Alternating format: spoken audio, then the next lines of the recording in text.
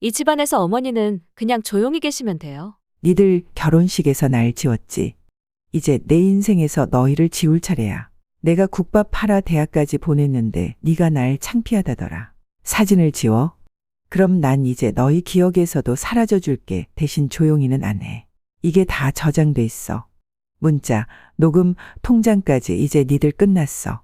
이 말들은 생각하기도 싫지만 이제부터 저의 기막힌 사연을 얘기해 볼까 합니다. 안녕하세요. 전라북도 익산에서 국밥집을 운영하고 있는 68세 문옥년입니다. 이 동네에서만 30년 넘게 장사를 해왔고 국밥 하나로 아들 하나 똑바로 키워냈다 자부하면서 살았습니다. 남편은 아이가 5살 되던 해에 세상을 떠났고 그때부터 제 인생은 오직 한 갈래였어요. 형민이 잘 되게 하자. 손에 물집 잡히도록 일하고 시장 통닭집에서 알바까지 하며 대학까지 보냈습니다. 아들이 회사를 들어가고 처음 월급 탔다며 10만 원짜리 봉투를 내밀던 날엔 세상에서 제일 부자 된 기분이었죠. 그런 아들이 결혼한다고 했을 때 전 정말 기뻤습니다. 이제 나도 꽃 들고 결혼식장에 한복 입고 며느리를 보는구나. 그 순간만 기다리며 그동안 못 사나니 다 풀릴 줄 알았습니다. 그런데요. 그 결혼식에서 전 초대받지 않은 사람이 되었습니다. 오늘은 제가 평생을 바쳐 키운 아들의 결혼식. 그날 제 눈에서 멈추지 않던 눈물에 대한 이야기를 들려드리려 합니다. 전라북도 익산 남부시장 안쪽 구석 거기 제 국밥집 옥년식당이 있어요. 화려하진 않아도 아침 6시면 불 켜지고 저녁 9시에야 불 꺼지는 그곳에서 저는 제 인생을 다 바쳤습니다. 아들 형민이는 그 국밥집 마룻바닥에서 처음 걸음을 뗐고 제 국밥 국물에 밥 말아 먹으며 컸어요. 엄마, 국밥 냄새 진짜 좋다. 그 말 한마디에 저는 하루 12시간이 넘게 서 있어도 힘이 났죠. 남편은 형민이가 5살 되던 해에 사고로 세상을 떠났어요. 그날 이후 전 아이에게 아빠란 말을 안 하게 하려고 입을 꼭 다물었죠. 새벽 시장에 나가 쇠고기 잡뼈를 직접 고르고 저녁마다 냄비 2개의 국물을 따로 끓여내며 국밥 한 그릇 1,500원짜리 장사로 아이 하나 대학까지 보냈습니다. 형민이가 대학에 붙은 날 엄마, 나 장학금 받았어. 등록금 안 내도 돼. 그 말을 듣고 저는 마당에 앉아 펑펑 울었습니다. 그게 남편 영정사진 앞에서 처음으로 잘 키웠다고 제 자신을 칭찬해 본 날이었어요. 대학 졸업 후 형민이는 대기업에 취직했고 서울에서 살기 시작했어요. 첫 월급으로는 국밥집 유리문을 새로 달아주더군요. 엄마, 문 여닫을 때마다 덜컹거려서 마음에 걸렸어. 어찌나 고맙던지 저는 그날 밤 혼자 술국 끓여서 상 차리고 남편 사진 앞에 잔 올렸습니다. 그렇게 세월이 흘러 35살이 된 형민이가 어느 날 전화로 말했어요. 엄마, 나 결혼할 사람 생겼어. 그 순간 저는 꿈만 같았어요. 그래, 이제 나도 결혼식장에서 예쁜 한복 한번 입고 걸어보겠구나. 꽃이 피는 봄, 내가 심은 아들이 열매 맺는 그 계절이 오는 줄만 알았죠. 며느리 될 이유담이라는 아이를 처음 만난 날. 시장에서 사온 포도 한 상자를 내밀며 환하게 웃더라고요. 예쁜 아이였어요. 예의도 바르고 엄마라고 부르는 그 목소리에 그래, 이 아이랑 잘 지낼 수 있겠다 싶었습니다. 하지만 그날 이후 작은 불편한 기색들이 차곡차곡 쌓이기 시작했어요. 결혼식 준비를 하면서도 어머니는 그냥 편히 계세요. 저희가 다 할게요. 라는 말이 입버릇이었죠. 그땐 몰랐어요. 그 말이 진짜 배제의 시작이라는 걸. 어느 날은 예식장 계약서에 신랑 측 어머니라는 이름이 빠져 있더군요. 이거 내 이름은 왜 없니? 형민이는 멋쩍게 웃으며 말했죠. 아, 요즘엔 그런 거 따로 안 넣어. 그냥 간소하게 하기로 했거든. 며느리 쪽은 하객을 100명 넘게 부른다고 하면서 저한테는 어머니는 10명 정도만 부탁드릴게요. 라는 말을 들었을 때 왠지 모르게 서운한 마음이 가슴 한쪽에 파고들었어요. 그래도 참았어요. 우리 형민이가 행복하면 됐지. 그깟 예식장, 이름이 뭐라고. 저는 그렇게 또 애써 넘겼습니다. 그런데 그 다음 일이 제 마음을 무너뜨릴 줄은 몰랐습니다. 결혼식 준비가 한창이던 어느 날이었어요. 어머니, 다음 주 웨딩 스튜디오 촬영이에요. 그냥 오시지 말고 나중에 스냅 사진으로 따로 찍으시는 건 어떠세요? 며느리 유담이가 웃으며 말했을 때 전 그냥 고개를 끄덕였어요. 요즘은 그런가 보다 신부 중심이랬으니 그런데 스튜디오 촬영 당일 형민이도 연락이 없더라고요. 그래서 나중에 사진을 보여달라고 했더니 돌아온 말이 이거였어요. 엄마, 사진 아직 안 나왔어. 나온 대로 보내줄게. 그렇게 한 달이 지나고 두 달이 지나도 사진은 오지 않았습니다. 결혼식이 다가오면서 준비도 점점 바빠졌고 저는 어느 날 따로 불러서 형민이에게 물었죠. 형민아, 혹시 엄마가 뭘 잘못했니? 그랬더니 형민이는 한참을 뜸들이다가 말했어요. 엄마, 그냥 유다미 쪽에서. 엄마가 너무 티나게 시장에서 일하시는 얘기 자꾸 하면 좀 그렇다고 해서. 그 순간 제 심장이 툭 하고 내려앉았습니다. 시장 사람이라고 창피하단 거니? 그런 뜻은 아닌데 그냥 웨딩 분위기에 안 맞는 얘기는 하지 말자는 거지. 저는 아무 말 없이 고개를 끄덕이고 집에 돌아왔습니다. 그날 밤 식당에서 혼자 국밥 끓이다가 울었어요. 국물이 짜지도 않은데 눈물이 계속 떨어지더군요. 그 다음엔 한복 문제였어요.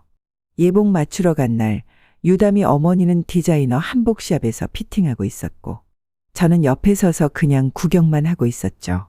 어머님, 혹시 어머님은 따로 맞추시는 건가요? 저희는 브랜드에서 의전 의상까지 패키지로 해서요.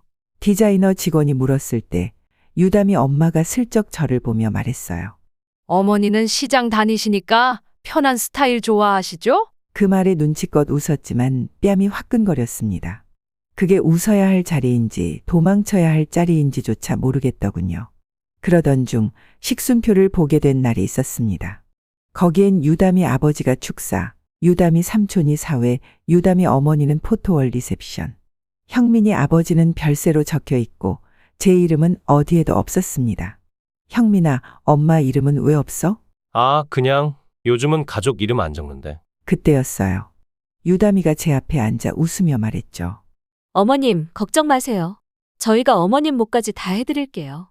그냥 앉아서 편히 계세요. 그 말에서 저는 이상하게도 당신은 안 해도 돼요. 그냥 조용히 앉아 계세요. 라는 뜻으로 들었습니다. 그날 밤 형민이랑 통화하면서 처음으로 화를 냈어요. 형민아, 이 결혼식이 니네 둘만의 거냐? 네 애비도 못 온 결혼식인데 나마저 빠지면 도대체 난 뭔데? 형민이는 한참을 말없이 있다가 대답했죠. 엄마, 유담이 많이 예민해서 그래. 그냥 이번만 좀 이해해줘. 저는 수화기를 내려놓고 아무 말 없이 창밖을 한참 바라봤습니다. 그 순간 문득 이런 생각이 스쳤어요. 이 결혼식 진짜 내가 있어도 되는 걸까? 그렇게 해서 갈등은 조용하지만 깊고 차갑게 제 마음속에 뿌리를 내리기 시작했습니다. 결혼식 당일 아침 저는 새벽 5시에 일어났어요. 시장 일이 아니라 아들 결혼식이었거든요. 그 날만큼은 장사꾼이 아니라 신랑 어머니로서 멋지게 보이고 싶었죠. 시장에서 반년 전에 한복을 맞춰둔 걸 꺼내 입었습니다. 연분홍 치마에 회색 저고리, 금박도 화려하지 않고 단정했어요. 머리도 미용실에서 단아하게 묶고 손톱도 투명 매니큐어까지 발랐습니다. 어머, 옥년씨 오늘 여왕 같아. 시장 친구 순이 언니가 눈시울 붉히며 말해줬어요. 그 한마디가 제겐 세상 어떤 말보다 고마웠습니다. 하지만 예식장에 도착하자마자 이상한 공기가 느껴졌어요. 리셉션에서 접수를 하려는데 신랑 측 어머님이세요? 직원이 명단을 한참 뒤적이다가 저를 한번 보고는 말하더군요. 아, 여긴 없으시네요. 혹시 이름 다시 알려주시겠어요? 순간 머릿속이 새하얘졌습니다. 제 이름은 없었습니다. 대신 이유담 어머님 차금나는 VIP 대기실, 포토월 리셉션까지 따로 표기돼 있었죠. 괜찮아요. 그냥 일반 하객처럼 안내해 주세요. 차갑게 말하고 안으로 들어가려는데 어머님, 이쪽으로요. 신랑 어머님 좌석은 차멸 중앙입니다. 직원이 저를 안내한 자리엔 무대 바로 옆도 양가 가족석도 아닌 가운데 복도 중간에 끼워진 외곽 테이블이었습니다.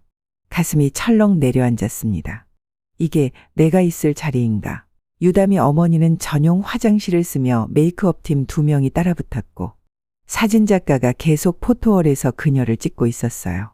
한쪽 구석에서 저는 손에 들고 있던 국화꽃 부케를 조용히 무릎 위에 올려놓았습니다. 결정적인 순간은 포토 타임에서 일어났습니다. 신랑 어머님 앞으로 나와주세요. 사회자가 외치자 저는 자리에서 일어났죠. 그런데 유담이가 말렸습니다. 어머님, 잠깐만요. 이건 우리 집 단체 사진이에요. 나중에 따로 찍어요. 형민이는 눈치를 보더니 말도 없이 뒷걸음질 쳤습니다. 그렇게 저는 뒤에서 그 모습을 지켜봐야 했습니다. 포토월 위엔 커다랗게 적힌 문구 하나. 양가 가족이 하나 되는 순간 저는 입술을 꼭 깨물었습니다. 예식장 스피커에서는 며느리 아버지의 축사가 울려 퍼졌습니다. 우리 유담이는 늘 배려심 많고 따뜻한 아이로 자랐습니다. 형민 군을 만나 더 큰 가정을 이뤘고요. 그 사이 내 아들 형민이는 제 눈을 단 한 번도 마주치지 않았습니다. 예식이 끝나고 저는 조용히 대기실 밖으로 나왔습니다. 돌아가는 하객들이 한복 입은 저를 힐끔힐끔 쳐다보았지만 누구도 말을 걸지 않았어요. 시장 친구 순이 언니가 뒤따라 나오며 물었어요. 옥년아, 너 괜찮은 거니? 그 말에 참았던 눈물이 쏟아졌습니다. 나 여기 왜 온 건지 모르겠어. 이게 내 아들 결혼식 맞나? 손에 쥔 국화는 이미 시들어 있었고 제 가슴도 그렇게 시들어가고 있었습니다. 식장이 조용해지던 순간 대기실 TV에 재생되던 결혼식 영상 티저가 눈에 들어왔습니다. 우리의 첫 시작. 양가 부모님의 사랑 속에서 자란 두 사람. 영상엔 유담이 부모만 등장했고 제 얼굴은 어디에도 없었습니다. 그렇게 결혼식이 끝나고 사흘 뒤였습니다. 아무 일도 없던 것처럼 형민이에게 전화가 왔어요. 엄마, 오늘 시간 괜찮아요? 저녁에 갈게. 목소리는 평소처럼 다정했지만 제 마음은 이미 멀어진 뒤였죠. 형민이는 케이크 하나 들고 왔습니다. 결혼식 때 엄마가 고생 많았지? 그날 정신이 너무 없어서. 웃으며 말했지만 저는 그 웃음 뒤에 눈치를 읽을 수 있었습니다. 형민아, 내가 그날 엄마 얼굴 한 번도 안 보더라. 제가 조용히 말하자 형민이는 고개를 떨궜습니다. 엄마, 사실은 유담이가 좀 민감하게 생각해서 그랬어. 결혼식 영상도 유담이 친구가 편집했는데 자기도 당황했대. 민감해? 영상에서 엄마 얼굴은 아예 없더라. 축사도 포토월도 좌석도 내가 왜 그 자리에 있었는지 모르겠다. 제 말에 형민이도 잠시 말이 없더군요. 그러다 갑자기 꺼낸 말이었습니다. 근데 엄마, 유담이 집은 이번에 신혼집 전세 자금이 좀 부족해서 엄마가 전세금 일부만 더 도와줄 수 있어? 심장이 쿵 내려앉았습니다. 뭐라고? 아니, 예단이랑 식비랑 예식장 비용은 엄마가 다 해주셨지만 이번엔 유담이 처가 쪽에서 상황이 좀 안 좋아졌대. 급하게 전세 들어가야 하거든. 저는 그 순간 깨달았습니다. 이 아이들 결혼식은 내 돈으로 치르고도 아직도 날 이용하려는구나. 형민아, 엄마 돈 그때 식장 계약할 때 쓴 그 통장 기억나? 응, 왜? 거기 돈 아직 일부 남아있다. 근데 그거 내 이름으로 넘길 생각은 없으니까 그런 줄 알아. 형민이는 당황한 눈치였습니다. 엄마, 무슨 말이야? 우리가 엄마한테 손 내미는 것도 어려운 거 알지? 유담이 요즘 영상 뷰도 줄고 광고도 끊기고 엄마가 좀 이해해줘야지. 그래, 이해하지. 엄마 얼굴 영상에서 잘라낸 것도 엄마 자리 뒤로 뺀 것도 다 유담이 브랜딩 때문이라며. 그제서야 형민이도 목소리가 높아졌습니다. 엄마는 왜 그렇게 피해자처럼 말해? 나도 유담이 편 들려는 게 아니라 그냥 그게 요즘 결혼 문화야. 결혼 문화? 나는 아들의 결혼식에서 사라져야 했던 존재였고 이제 와서 돈까지 내놓으라고. 저는 조용히 서랍에서 종이 한 장을 꺼내 형민이에게 내밀었습니다. 이거 결혼식 비용 총 지출 내역이야. 너희 둘 이름으로 나간 건 하나도 없어. 다 내 명이야. 계좌에서 빠져나간 이체 내역도 영상 원본도 다 남겨뒀어. 형민이 얼굴이 굳었습니다. 엄마, 지금 뭐 하려는 건데? 혹시라도 유담이 쪽에서 엄마를 또 투명인간 취급한다면 나는 이번엔 증거로 말할 거야. 그 순간 형민이 전화기 화면에 유담이 이름이 떴습니다. 자기야. 응, 지금 엄마랑 얘기 중이야. 아니, 괜찮아. 그냥 엄마가 좀 서운하셨나 봐. 저는 조용히 중얼거렸습니다. 서운? 아니, 이건 모욕이야. 형민이 네가 어떻게 사람을 돈으로만 봤다는 거지. 그리고 이제 그 값 내가 치르게 될 거다. 그날 이후로 저는 집에 녹음기와 CCTV를 달기 시작했습니다. 유담이 쪽에서 다시 무슨 말을 해오든 이제는 지지 않겠다고 마음먹었으니까요. 그리고 며칠 뒤 유담이 어머니 차금란 씨가 저를 따로 불렀습니다. 사돈끼리 이런 식은 좀 유담이 많이 힘들어해요. 그녀는 차를 마시는 척하며 말했지만 말끝에는 뼈가 있었습니다. 유담이도 지금 광고 계약 2건이나 취소됐고요. 저희도 이미지라는 게 있으니까 상식적으로 좀 협조를 부탁드려요. 저는 조용히 눈을 마주보며 말했어요. 그 이미지라는 게 사람 하나를 지우고 얻는 거라면 차라리 무너지는 게 나아요. 그게 덜 부끄러우니까요. 그 순간 차금난 씨의 미간이 딱딱하게 굳었습니다. 며칠 뒤였습니다. 점심 장사를 막 끝내고 정리하던 찰나 형민이가 예고도 없이 들이닥쳤습니다. 엄마, 오늘은 유담이랑 같이 왔어. 중요한 얘기 좀 하자고. 뒤따라 들어온 유담이는 해맑은 얼굴로 인사하더군요. 어머님, 요즘 몸은 괜찮으세요? 뭔가 이상했어요. 웃음 속에 어색한 긴장감이 감돌았거든요. 그녀가 테이블에 꺼낸 건 다름 아닌 공증 서류 뭉치였습니다. 어머님, 이건 단순 확인 서류예요. 앞으로의 재산 분쟁이나 부담 없이 그냥 정리 차원에서. 정리? 네, 어머님도 연세가 있으시고 혹시 나중에 혼란 생기면 안 되니까요. 정신이 명확하실 때 미리 문서로 정리해두면 다들 편하잖아요. 그 순간 제 귀를 의심했습니다. 내가 지금 정신이 흐릿해 보이니? 형민이가 다급하게 끼어들었습니다. 아니야, 엄마. 그런 뜻 아니야. 요즘은 다들 그렇게 해. 유언장도 미리 써두고 증여나 명예 같은 것도 미리 정리하니까. 그걸 왜 지금 얘기해? 결혼식 끝난 지 얼마나 됐다고 벌써 재산 얘기냐? 그날 유다미는 끝까지 예의 바른 말투로 밀어붙였습니다. 어머님, 오해하시면 곤란해요. 저희도 어머님 모시고 싶은 마음은 진심이에요. 다만 요즘 건망증이나 약 복용 관련된 문제들도 있으니까. 그 말에 저는 자리에서 일어나며 말했습니다.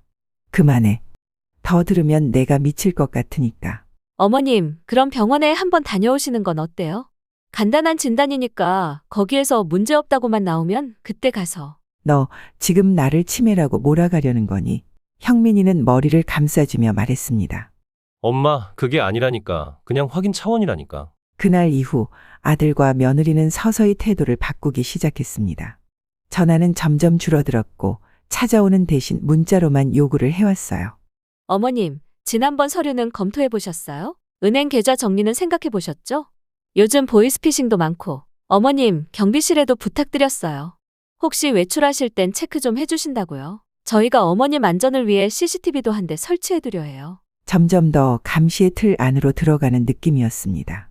그리고 어느 날 시장에서 물건 정리하다 옆 가게 언니가 제게 다가와 조심스럽게 말했어요. 옥년 씨, 요즘 이상한 소문 들리더라. 치매 초기라서 아들이 간병인 붙이려 한다고. 그 순간 숨이 막혔습니다. 누가 그런 소릴? 내가 직접 들은 건 아닌데 유담이 쪽 사람들이 다른 상인들한테 한 얘기래. 혹시라도 대비해도 나쁜 예감은 틀리는 법이 없으니까. 그날 밤 저는 단 한숨도 자지 못했습니다. 그들이 이제 나를 무력화시키려 한다는 걸 직감했습니다. 사람 하나를 재산만 남은 빈 껍데기로 만들기 위해 치매, 정신 이상, 약물 의존이라는 프레임을 덮으려는 거죠. 그리고 며칠 뒤 집 앞 복도에 낯선 CCTV 카메라가 설치되어 있었습니다. 경비실에 항의하자 이렇게 대답하더군요. 어르신 댁 아픈 유담 씨 요청이 있었어요. 혹시 넘어지시거나 위험할까 봐요. 이제는 내가 숨 쉬는 것까지 보고 싶다는 건가. 문득 남편 사진 앞에서 중얼거렸습니다. 여보, 나 이제 어떻게 해야 해요? 당신 없이 이 아이 하나 보고 버텼는데 이 아이가 날 이렇게 대하네요. 그리고 제 서랍 속에서 작은 녹음기를 꺼냈습니다. 그동안 녹음해둔 통화, 며느리의 발언, 형민이의 요구들. 이제 그걸 꺼내야 할 시간이 온 겁니다. 며칠 뒤 유담이가 저 혼자 있는 집에 들이닥쳤습니다. 어머님, 병원 예약해뒀어요. 인지기능 검사요. 그냥 해두시는 게 어머님한테도 좋아요. 저희도 안심되고요. 그녀는 의사의 명함이 적힌 종이를 내밀었습니다.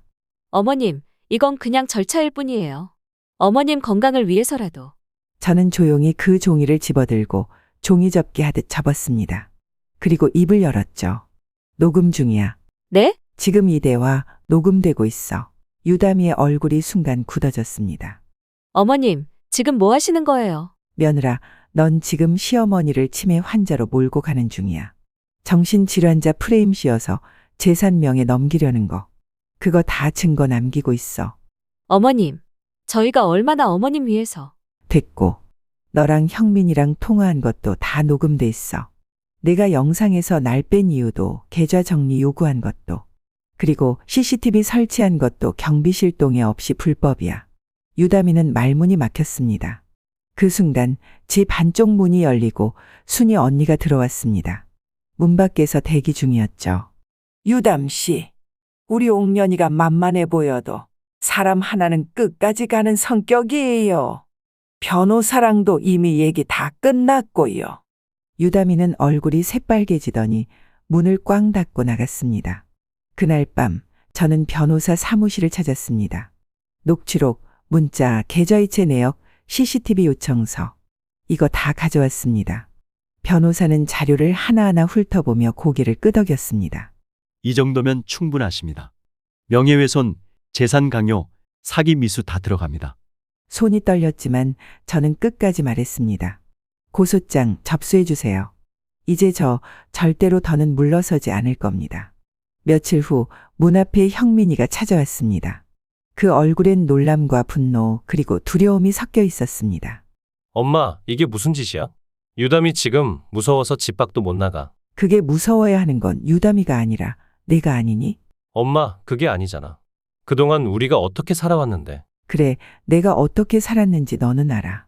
내가 내 아빠 없이 너 키우느라 국밥 몇 그릇을 팔았는지 알지? 형민이는 아무 말도 하지 못했습니다. 넌 지금 엄마를 세상에서 지우려 한 거야. 그리고 이제 그 대가를 받아야겠지. 형민이는 제 앞에서 무릎을 꿇었습니다. 엄마, 제발 고소만은 하지 마. 내가 다 정리할게. 정리? 너 네 와이프랑 결혼식 영상에서 날 자른 거 정리했어. 사람 취급도 안 한 거 해명했냐고. 눈물이 났습니다. 분노도 서러움도 다 폭발한 그 순간이었죠. 형민이는 고개를 떨군 채 말했습니다. 그땐 내가 왜 그랬는지 모르겠어.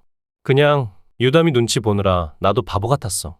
그래, 이제 내가 바보 같았다는 걸 안 거면 그 바보가 무슨 짓을 했는지도 이젠 책임져야지. 그리고 저는 고소장을 법원에 접수했습니다. 고소장을 접수하고 나서 일주일 뒤 법률사무소에서 연락이 왔습니다. 문옥년님, 피고인 측의 1차 통지 완료됐고요. 예비조사 단계에서 증거 보강을 요청받았어요. 저는 흔들림 없는 눈으로 말했습니다. 다 준비돼 있습니다. 그동안 모은 증거 파일은 무려 3GB. 녹취, 문자 캡처, 영상 일부 원본, 그리고 CCTV 설치 요청 내역까지 깔끔하게 정리했죠. 그리고 드디어 1차 공판일이 잡혔습니다. 법정에서 마주한 아들과 며느리.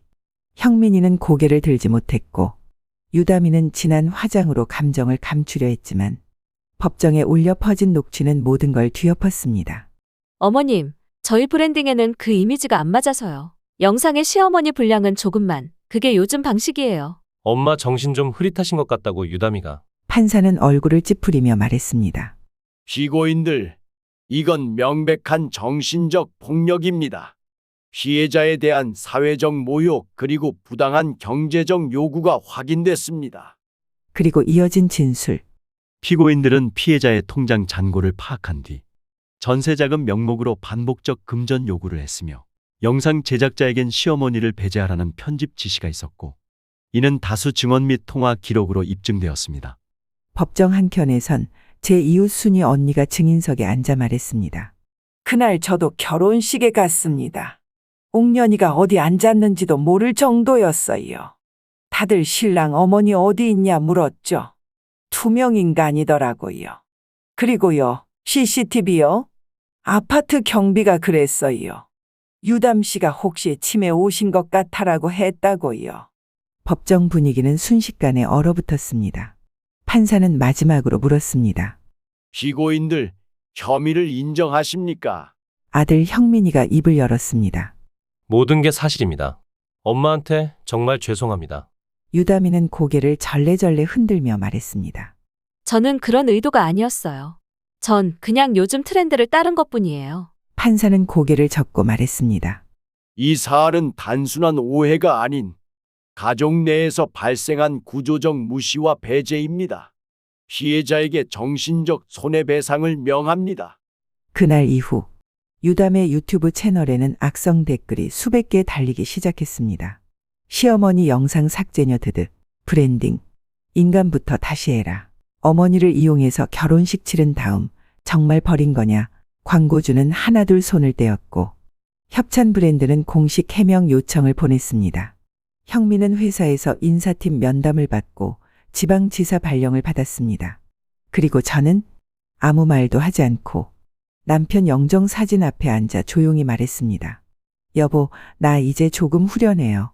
그동안 참아온 눈물, 억울했던 모욕들, 아들의 외면, 며느리의 계산된 미소.